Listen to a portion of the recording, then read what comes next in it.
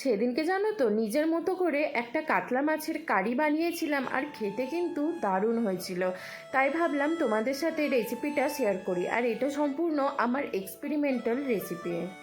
তো তার জন্য প্রথমেই কাতলা মাছটাকে নুন আর হলুদ দিয়ে ভালোভাবে মাখিয়ে সেটাকে সর্ষের তেলে ভেজে নিই। তো এদিকে ভাজা হচ্ছে, তো চলো ওদিকে আমি দুটো পেস্ট বানিয়ে নিই। তো প্রথম পেস্টটা হবে পেঁয়াজ কুচানো, তার সাথে অল্প রসুন কুচি, টমেটো কুচি, আর তার সাথে একটা কাঁচা লঙ্কা। তোমরা যে যেরকম ঝাল খাও সেরকম ঝাল দিও। এটা হলো প্রথম পেস্ট। এবার আসি দ্বিতীয় পেস্টে। এটাই হচ্ছে মেন। ধনেপাতা, অল্প পালং শাক কুচানো আর অল্প নুন দিয়ে ভালোভাবে পেস্ট করে নিয়েছি। আর এই পেস্টের মধ্যে একটু কালো জিরেও দিয়েছি, যেটা ভিডিওতে দেখাতে একদমই ভুলে গেছি।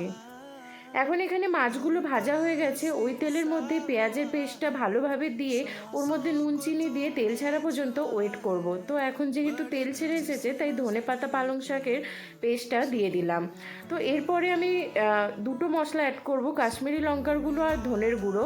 ব্যাস এইটা অ্যাড করে আর মিক্সার গ্রাইন্ডার জার ধোয়া জল অ্যাড করে আমি ঢাকনা দিয়ে রান্না হতে দিয়েছি। এরপরে মাছগুলো দিয়ে দিলেই একদম আমাদের রেডি কাতলা মাছের গ্রিন কারি।